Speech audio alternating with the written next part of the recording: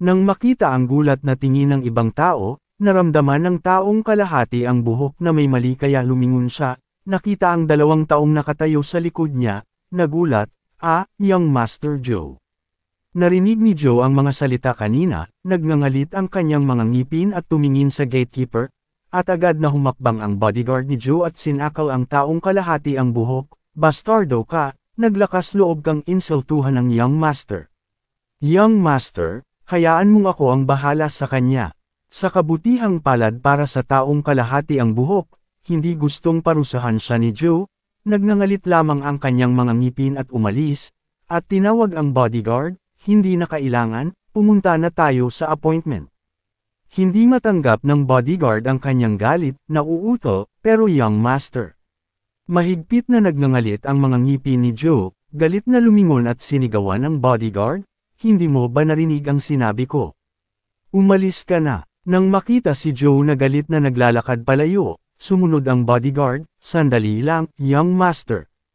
Ang taong kalahati ang buhok ay bumagsak sa lupa sa oras na ito at sinubukang huminga, nakatakas sa isang sakuna. Hinabol ng bodyguard si Joe na galit, okay ka lang ba? Paano mo hinayaang kumalat ang mga chismis na iyon? Mapait na sumagot si Joe, kung sasaktan ko sila, mas maraming masamang chismis ang kakalat. Bukod dito, totoo namang natalo ako. Sa pagsasalita nito, mapait na kinuyam ni Joe ang kanyang mga kamao, ang sumpang hasokhan na iyon. Inaamin ko na mas malakas ka sa akin, pero ang panalo ay hindi lahat sa mundong ito. Hindi mo makukuha ang lahat ng gusto mo sa pamamagitan ng panalo. Mabilis na nakabawi si Joe ng kanyang kasiyahan matapos aliwin ang kanyang sarili. Napakabilis ng araw ng family entrance ceremony, at ngayon na iyon. Ang lalaking nakatayo sa itaas ay nagpakilala, ako si Hama Jane, ang host ng family entrance ceremony na ito. Sana ay makamit ng family entrance ceremony na ito ang mga ninanais na resulta. Nagsimulang tumingin ang mga tao sa ibaba, namamangha at nag-uusap sa isa't isa, ang laki talaga ng scale ngayon. Pero medyo kakaunti ang tao, tama. Dapat marami, 12 tao lang. Natuklasan ng isang tao, may isang taong kulang.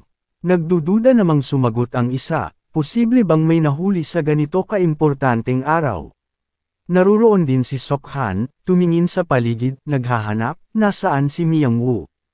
Malapit nang magsimula, hiniling ko sa kanya na tumulong kahapon. Malaking problema kung mahuhuli siya. Naaalala ang araw bago nito, tahasang tinanggihan ni Sokhan ang kahilingan ni Hamyang Wu na turuan siya ng martial arts. Hindi, nagpakita ng nagsisising ekspresyon si Hamyang Wu nang marinig ito at nagtanong, bakit? Umaasa ako sa iyo, tiyak na babayaran kita ng malaki. Muling tumanggi si Sokhan, sinabi ko ng imposible. Hindi dahil sa problemang iyon. Nagtatakang nagtanong si Hamyang Wu, kung gayon, bakit? Medyo naiinip si Sokhan at nag-isip, ang dami ko nang sinabi, hindi niya maintindihan. Iniwasan niya ang mga mata ni Hamyang Wu at tumingin sa ibang lugar, at sinabi sa mahinang boses, oportunidad lang ang lahat. Ang martial arts na meron ako ay ibang-iba sa martial arts, mula sa paraan ng cultivation hanggang sa paraan ng operasyon, kaya hindi kita matuturuan. Nakaupo si Hamyang Wu na nanghihina sa pagkadismaya at malungkot na nagsabi, imposible. Akala ko magiging posible. Sa 3 taon kong pag-aaral ng martial arts, hindi pa ako nanalo laban kay Kuya Joe. Pero narinig ko na nanalo ka laban kay Kuya Joe pagkatapos lamang ng 3 buwan na pagsasanay, kaya ako pumunta dito para humingi ng tulong. Sa pagsasalita nito, namula ang mga mata ni Hamyang Wu at malapit nang tumulo ang luha. Medyo nagulat si Sokhan at humakbang paatros, humikab, umiiyak pa rin ang batang ito. Parang ako ang masamang tao. Isang naisip ang pumasok sa isipan ni Sokhan, sandali, ang batang ito ang magiging Rosa Sword sa hinaharap? Hindi ba ako magiging master ng isang high-level swordsman? Interesado siya sa naisip na ito at tinawag ang batang nakayuko ang ulo sa mahinang boses, kung ganon, paano kung? Bumalik sa eksena ng family entrance ceremony ngayon, nakatayo si Sokhan nang marinig niyang may tumatawag sa kanya mula sa likuran, Kuya, hindi pa nagsisimula. Nang makitang masayang tumatakbo si Hamyang Woo, medyo nagpaparinig na nagtanong si Sokhan, bakit ka nahuli? Tumakbo si Hamyang Woo sa harap ni Sokhan at hingal na sumagot, dahil ang training method na itinuro mo ay napaka-interesante. Nang makita ang batang masigasig, lubos itong pinahalagahan ni Sokhan at sinabi, sige, ang mas maraming pagsasanay ay makakatulong sa iyo. Masayang-masaya si Hamyang Woo ngayon, humakbang pasulong at hinawakan ang kamay ni Sokhan at sinabing, salamat talaga sa iyo. Sinamantala ni Sokhan ang pagkakataon upang itanim sa isipan ng bata, kung gayon, huwag mong kalimutang bayaran ako. Hindi nagtagal ang kanilang pagtawa at paglalaro, may dumating na istorbo at nagsabi, ha Sokhan. Lumingon silang dalawa at nakitang papalapit si Hajo na nakangiti. Humakbang pasulong si Hajo at nagulat na nagtanong kay Hamyang Woo, anong problema? Ikaw si Hamyang Woo ng Sichuan, bakit ka kasama ni Sokhan? Ngumiti si Hamyang Woo at sumagot, dapat magkasama ang mga kapatid. Nang marinig ito, mayabang na ngumiti si Hajo at may paghamak na nagsabi, anong kapatid?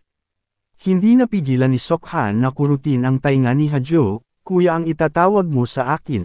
Huwag mong sabihing nakalimutan mo na ang pangako natin, kailan mo ako tatawaging kuya. Kinurot ni Sokhan si Hajo tulad ng bata, na mula ang mukha sa galit, ikaw, naglakas loob kang magyabang na mas magaling ka sa akin. Galit siyang naghagis ng suntok kay Sokhan. Isang malakas na kamao ang inilabas. Nakita lamang si Hajo na sobrang kumpiyansa ay nasamid. Gumawa si Sokhan ng somersault sa hangin, napakagandang paglapag, malamig na nagtanong kay Hajo, kung gayon, ayaw mong tanggapin ang pagkatalo. Kung gayon, paano kung ayusin natin ang mga bagay dito at ngayon? Ang mga tao sa likuran, nang marinig ang kaguluhan, ay unti-unting nagtipon, nagsimulang magbulungan, anong nangyayari? May laban ba? Mukhang naglalaban ang third young master at fourth young master. Tumingin si Hajo sa paligid, nag-iisip sa kanyang sarili, masyadong maraming tao ang nanunood. Patuloy na pinupukaw ni Sokhan si Hajo, gusto mo bang tawagin akong ha kuya o makaranas ng isa pang pagkatalo? Galit na galit si Hajo ngunit walang magawa. Ang kanilang kaguluhan ay nakakuha ng maraming atensyon. Nagtanong si Hama Jane sa platform, anong problema?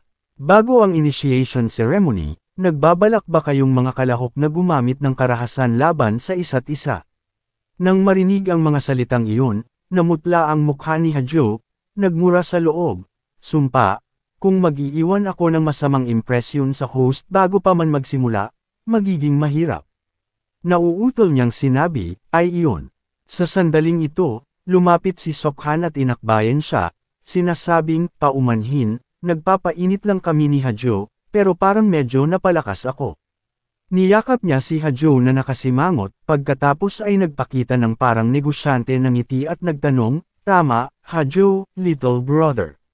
Nagngangalit lamang ng ngipin si Hajo at nagmura, bastardo ka, gayunpaman. Alam din niya na ang paggawa ng eksena ngayon ay hindi makakatulong sa kanya, kaya wala siyang magawa.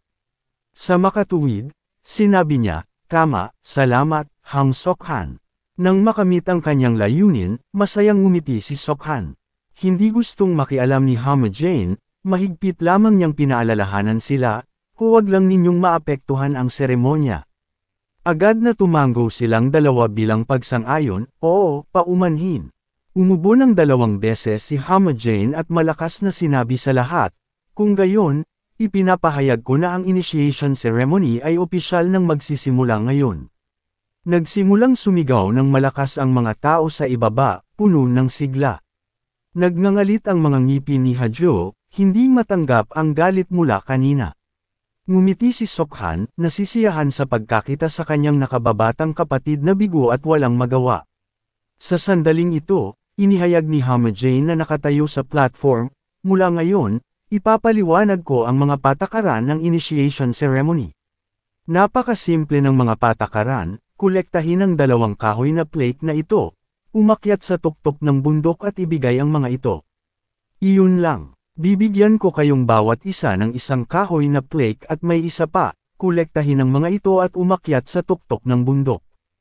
Agad na itinaas ni Ham Yang-woo ang kanyang kamay upang magtanong, Clan Leader Hama, paano namin makukuha ang isa pang kahoy na plate?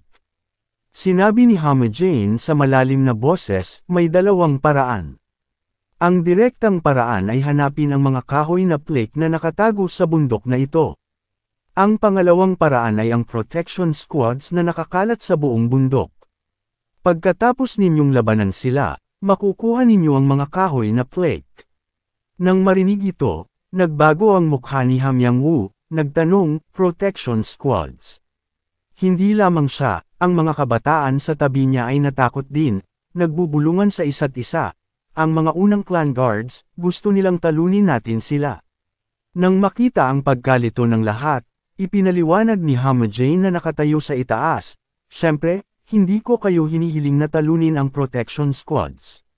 Nanlaki ang mga mata ni Ha-jo, kung gayon. Nagpatuloy si Hama Jane, ipakita ninyo sa kanila ang inyong lakas, susuriin nila ang inyong mga kakayahan at ibibigay sa inyo ang mga kahoy na plate. Ang limitasyon ng oras ay 4 na araw, walang ibang patakaran. Kung makatagpo kayo ng panganib, sumigaw ng malakas, ang mga warriors na naghihintay sa paligid ay darating. Nang marinig ang mga salitang ito, ngumiti si Sokhan sa kanyang sarili, sa kabutihang palad, ang lahat ay katulad pa rin ng aking nakaraang buhay. Kapag lumitaw ang bagay na iyon, oras na. Sa sandaling ito, 2 subordinate ang nagpakita ng 2 kahoy na kahon kay Hama Jane. Nagsimulang maghayag si Hama Jane, ang mga makakakolekta ng higit sa 4 na kahoy na plate. Dahan-dahang bumukas ang kahon sa harap ng lahat, inilalantad ang elixir sa loob. Nagpatuloy siya, ay tatanggap ng elixir na ito bilang regalo mula sa Sichuan-tang clan. Pagkatapos inumin ito, hindi lamang tataas ang inyong resistensya sa lason, kundi tataas din. Nang malaki ang inyong panloob na enerhiya, ngumiti si Ha-jo ng may interes, mas gusto ko yan. Nang marinig ni Sokhan ang masayang sigawan, ngumisi siya sa sarili, mga hanggal, ang mahalaga ay yung nasa kanan. Sigurado nga, sinenyasan ni Hama Jane ang isang subordinate na dalhin ang susunod na kahon. Sa wakas, para sa sinumang makakakolekta ng pinakamaraming kahoy na plate. Nang itaas ang takip ng kahon, kumalat ang mga daloy ng nakakapreskong hangin. Agad na bumulalas ang mga tao sa ibaba, napakapresko. Parang nabuhayan tayo, malakas na inihayag ni Hama Jane, ito ang Shin Treasure para sa panalo, ang Lesser Revitalizing Peel. Bumulalas ang mga tao sa ibaba nang marinig ang pangalan nito. Nagkagulo ang buong lugar, ang Shin Treasure, ang Lesser Revitalizing Peel. Talagang ingrandi ang initiation ceremony ngayong taon. Sinabi ni Hama Jane nang may malamig na ekspresyon, ngayon, lumaban na kayo.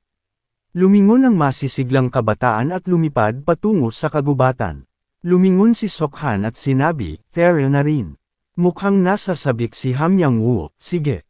Hindi inaasahan, lumitaw si Ha-jo, iniunat ang kanyang mga braso upang pigilan sila, sandali, teka.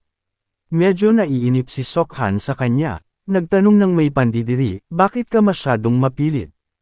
Ano na naman? Itinuro ni Ha-jo si Sokhan at nagdemanda, magpustahan tayo. Medyo nagka-interes si Sokhan, magpustahan. Inilahad ni Ha-jo ang kahoy na flake sa kanyang kamay, may kumpiyansa na nagsasabi, mga kahoy na flake, magpustahan tayo kung sino ang makakakuha ng mas maraming kahoy na flake. Medyo nagulat si Sokhan, mga kahoy na flake. Muling sinabi ni Ha-jo, kung sinong panig ang may mas maraming kahoy na flake ang kikilalaning leader. Hindi inaasahan, nag-cross ang mga braso ni Sokhan at ngumiti, hindi ako interesado. Nagulat si Ha-jo sa kanyang saloobin, ano? Sinabi ni Sokhan ng may inip na ekspresyon, kahit manalo ako, wala akong makukuha. Hindi mo lang naman ako papatawaging leader. Kung gayon, ano ang punto ng panalo ko? Nagngangalit ang mga ngipin ni Ha-jo at sumagot, kung gayon, magpusta ka rin. Malamig na ngumiti si Sokhan, paano kung mga clan tokens? Kung manalo ako, ibigay mo sa akin ang iyong mga clan tokens. Nang marinig ito, umatras si Ha-jo, mga clan tokens.